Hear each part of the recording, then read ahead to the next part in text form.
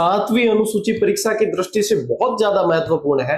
पटवारी परीक्षा में भी आप लोगों के एक प्रश्न बना था इससे कि राज्य सूची में कौन सा विषय शामिल है, इससे रिलेटेड पूछा था, तो पुलिस विषय था उसका, वो शामिल था। आज के इस 1 मिनट शो में मैं संपूर्ण जानकारी दे रहा हूं इससे रिलेटेड, तो अच्छे से नोट कर लेना।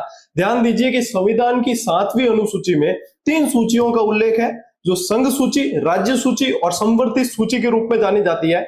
अनुच्छेद 246 विधायी शक्तियों के वितरण से संबंधित है। संघ सूची के विषयों पर संसद को विधि निर्माण का अधिकार होता है, जो 246(1) के तहत दिया गया है। संवर्धित सूची के जो विषय होते हैं उन पर राज्य और केंद्र दोनों का अधिकार रहता है। किसी भी राज्य की विधानमंडल भी इसमें दिए गए विषयों पर विधि निर्माण कर सकती है, जिसका प्रावधान 246(2) में किया गया है। और 246(3) में राज्य की विधानमंडल को अधिकार होता है कि उसमें दिए विषयों पर विधि निर्माण कर सकें। ठीक है, ये ध्यान में रखना है। वर्तमान में केंद्र सूची में 100 विषय हैं, जो मूल रूप से 97 थे। राज्य सूची में 61 विषय हैं, जो मूल रूप से 66 थे। और संवर्धित सूची में 52 विषय, जो मूल रूप से 47 थे।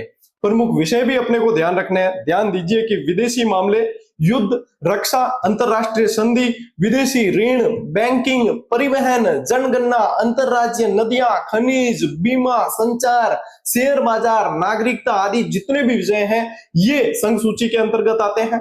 कृषि, पुलिस, जल, न्याय, सिंचाई परियोजनाएं, पंचायती राज, भू राजस्व, लोक स्वास्थ्य, सट्टा और जुआ, गैम्बलिंग जिस पे अभी रोक लगी है, टोल टैक्स, स्थानीय स्वशासन, शराब और मनोरंजन, ये सारे विषय राज्य सूची के हैं। और ध्यान दीजिए कि शिक्षा, मजदूर संगठन, जनसंख्या नियंत्रण, राष्ट्रीय राजमार्ग, वन यानी कि जंगल, विवाह और विवाह विच्छेद, कारखाने, स्वच्छता और औषधालय, दंड और प्रक्रिया विधि आदि संवर्धित सूची के विषय हैं।